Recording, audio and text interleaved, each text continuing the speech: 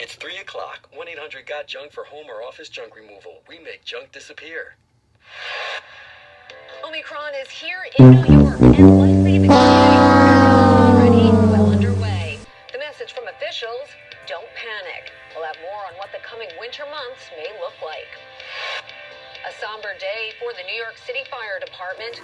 A young probationary firefighter has died after suffering a medical episode during academy training. We'll bring you a look at today's procession. After 4 decades with the MTA, this Bronx man is nowhere near done serving our city. He's on a cleanup mission, and he's getting others on board too. And some say cryptocurrency is the new finance frontier. You gotta be kidding me. That includes Mayor Nothing about the stabbing in Manhattan. But just how close is New York to becoming the next crypto capital? We've got that analysis. You know what, New York one, you really are full of it. Let's see if Dean brings it up. This Friday afternoon at 3:01, a vigil will be held tonight in honor of a Columbia University. All right, so they did bring it up. Stabbed last night. A man is now. You really couldn't do it in the top stories. Another stabbing nearby really? left the man hospitalized. 30-year-old Italian native Davide Aguirre was stabbed in the torso at 123rd Street and Amsterdam Avenue 11 o'clock last night. He was pronounced dead at the hospital. A second victim was attacked a mile away at Cathedral Parkway and 110th Street. He was also stabbed in the torso. He didn't even bother to send the reporter. City Council member and incoming Manhattan Borough President Mark Levine had this to say. Community today. Stop showing him. Stop showing him.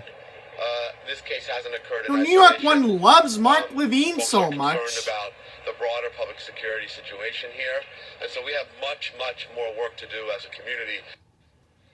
The suspect was arrested after cops say he threatened a third person with a knife. Sources say he was on parole after serving time for assault. The candlelight vigil will be held at 5 p.m. on Butler Lawn at Columbia University. The school says counseling and mental health support will be available to students and staff. This is New York's #1. So let's see if a real TV station's actually going to cover the stabbing. Let's see. Let's see.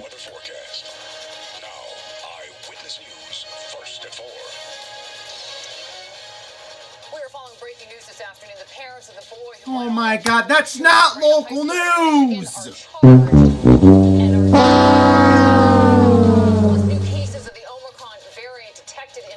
Yep, they're talking about coronavirus. And an emotional send-off. A Suffolk County police officer who survived a devastating car crash. Alright, well that's technically local news. Leaves the hospital. And good afternoon to you. Let's see if they lead off with stabbing. Back to the breaking news. The parents of the 15-year-old Yep. charged in this week's Nothing about the stabbing. in Michigan are now considered fugitives. James and Let's Jennifer check Channel Crumley, 4. both charged with 4 counts of 4 leaning off. Year-old tourist who's expected to be okay. The suspect, a reputed gang member with a So I will give Channel 4 credit. They actually let off with it. Let's just check Channel 11 very quickly.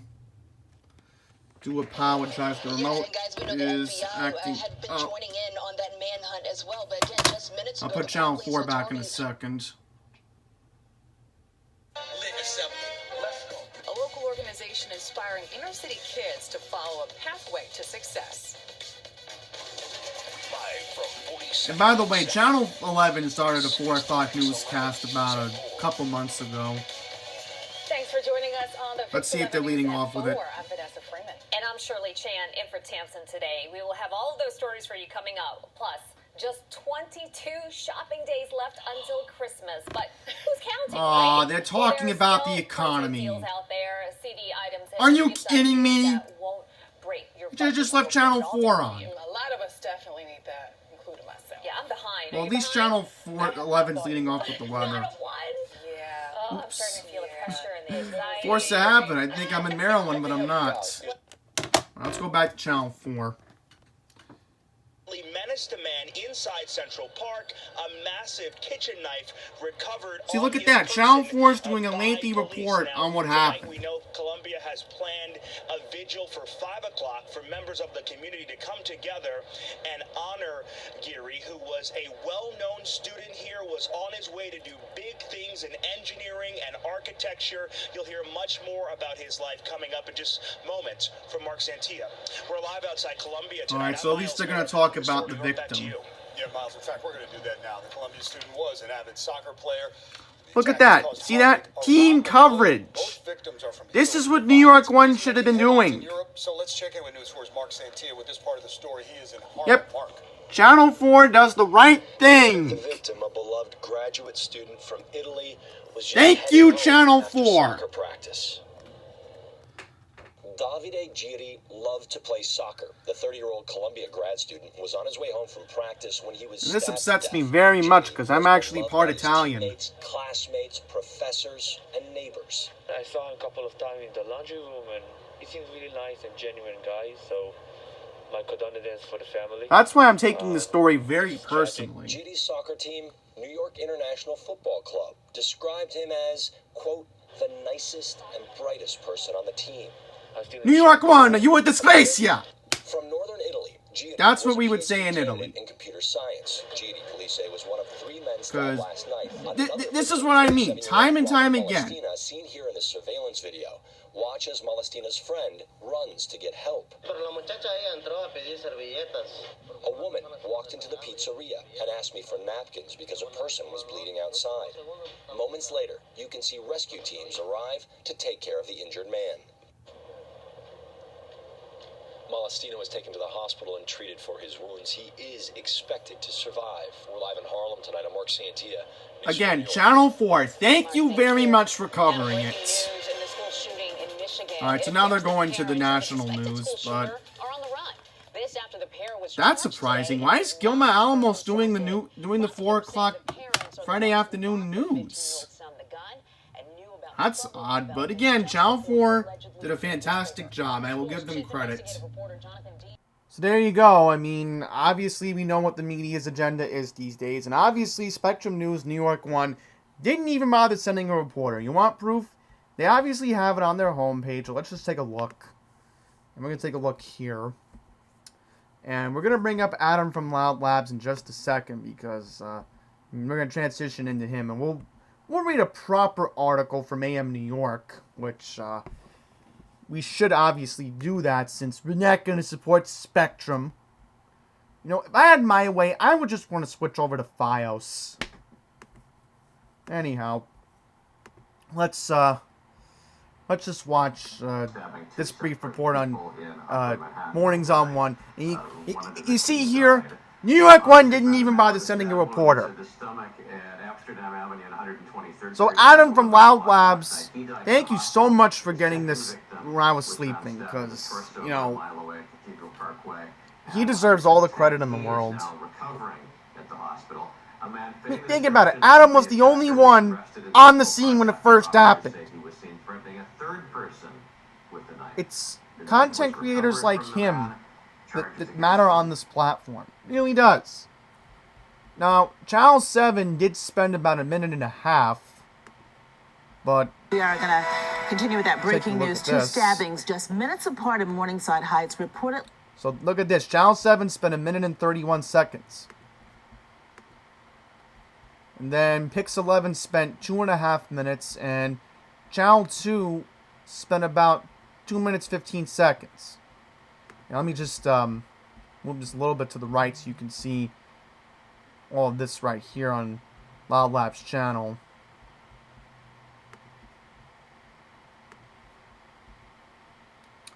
So I'm just trying to see if video will be posted. Probably not. Probably because Adam was live last night covering it. But anyhow, let me see this one. So when did this happen? Oh, look at this. This happened yesterday. Let's read this. Cops confirmed shots fired around 4:50 a.m. on Thursday morning, December 2nd, at a restaurant on West 51st Street and 9th Avenue. Cops looking for a dark suburban who left the scene with 2 males armed with guns. So New York One could have been covering this too. I didn't see anything about this on New York One. In fact, I know where this is. This is Hudson Marketplace. I know exactly where this is. This is literally a block away from Domino's Pizza. Now, I know that 8th Avenue corridor very well by Columbus Circle. So, this is what's going on in my city. This is what's going on in my city right now. And we have a media that somewhat is negligent at times, but it could be worse. So, not even here on this. Speaking of what we talked about last night, I'll just quickly mention this. Look at this. The hostage situation at the United Nations actually made the front cover of AM New York today. Look at that. The front cover of AM New York today. Alright, so let's just take a look at police and fire and find out about the shooting. Here we go.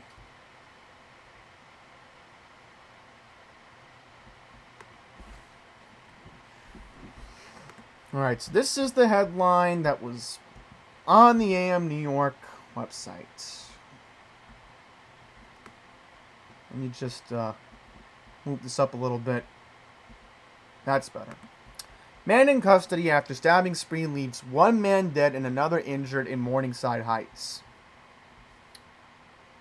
Suspect was apprehended for stabbing a man to death and wounding another in Morningside Heights on Thursday evening. According to police at 10:54 p.m. on December 2nd, officers responded to a 911 call regarding a man stabbed in the vicinity of West 123rd Street and Amsterdam Avenue. Upon their arrival, police found 30-year-old Davide Geary with a stab wound to his abdomen.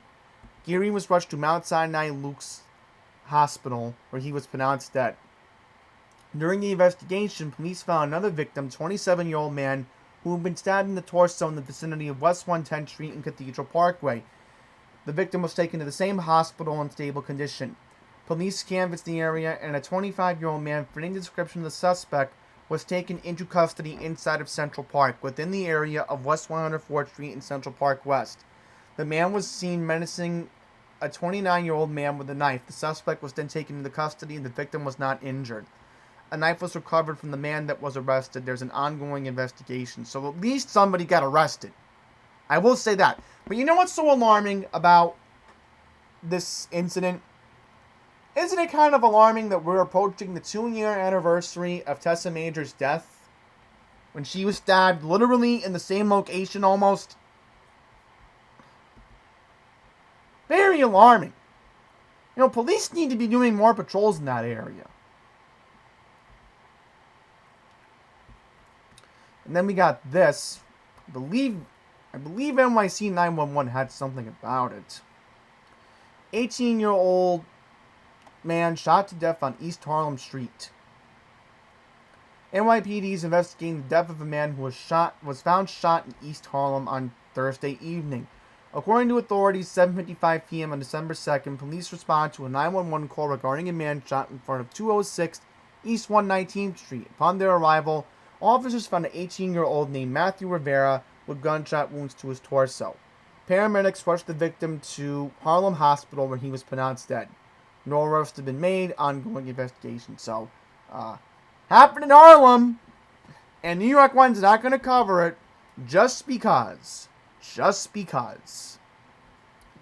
It's a low-income area with Hispanics and blacks, and we're not going to cover it. No.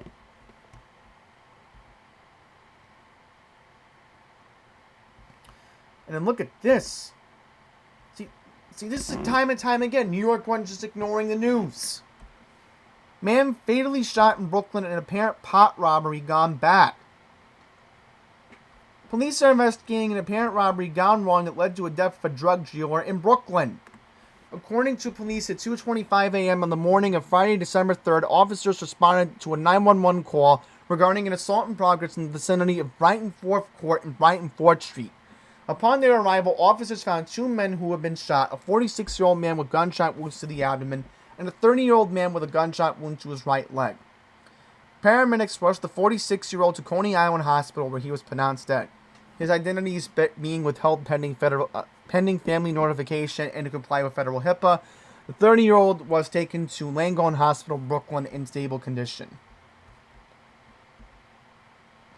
Police at the scene told reporters that the incident appeared to be a robbery attempt of a drug dealer that went wrong.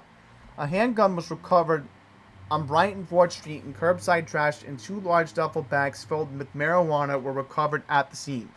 No arrests have been made, ongoing investigations, so... You would think the New York one would cover this. No, they don't. In Brighton Beach. That's kind of very alarming because that's the large population of the Russian community who lives in New York City. Kind of alarming. And you know New York one's not going to cover that because, oh no, it didn't happen in Park Slope, so we're not going to cover it. Now, if a drug dealer went bad in Park Slope, again, you know they would cover it. You know they would cover it. I don't want to have to live with a bunch of preppy people in Park Slope. But it's looking like I may have to move to Park Slope. I may have to move to Park Slope. It's the only safe area in the city that's left.